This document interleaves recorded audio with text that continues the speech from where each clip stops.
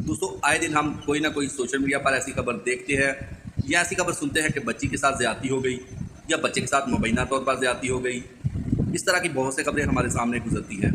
जो लोग ये काम करते हैं उनके बारे में पता भी चल जाता है, उनके खिलाफ मुकदमा भी दर्ज हो जाता है, उनको गिरफ्तार भी कर लिया जाता है। 2-4 दिन सोशल मीडिया पर भी बहुत ज़्यादा इन मामलात के बारे में बातें होती हैं, लेकिन इसके बाद फिर 2-4 माह के बाद, 10 दिन के बाद, महीने के बाद फिर वही वाक़या पेश आ जाता है किसी और बच्ची या किसी और बच्चे के साथ।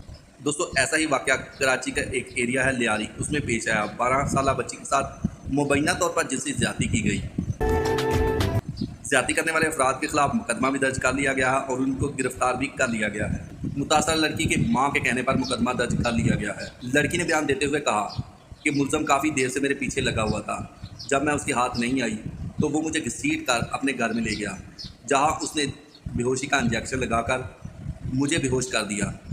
जब मुझे होश आया तो मुझे पता चला कि मेरे साथ जिनसी ज़्यादती की गई है। तुम्हें शर्म है कुछ? होश आने के बाद मैं बहुत ज़्यादा चीखी चलाई, लेकिन किसी ने मेरी कोई ना सुनी। पुलिस का कहना है कि हमने लड़की का डीएनए टेस्ट करवाया है। जैसे ही हमारे पास कोई रिपोर्ट आएगी तो हम कार्रवाई शुरू कर देंगे। हम यकीन दिलाते हैं कि हम मुतासरा लड़की को बहुत जल्द इंसाफ दिलाएंगे।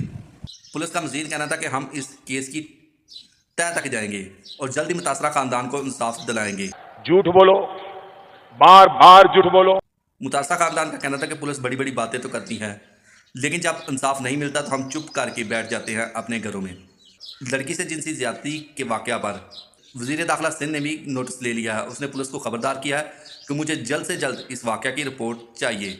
दोस्तों वीडियो आपको कैसी लगी? अगर वीडियो अच्छी लगी है, वीडियो पसंद आई है तो वीडियो को लाइक ज़रूर करें। कमेंट सेक्शन में जाके अपनी राय का इज़हार ज़रूर कीजिएगा। अगर आप इस तरह की वीडियो देखना चाहते हैं तो मेरे चैनल को सब्सक्राइब ज़रूर कर लें। मिलते हैं नई वीडियो के साथ, तब तक के लिए दोस्तों अल्लाह हाफिज़।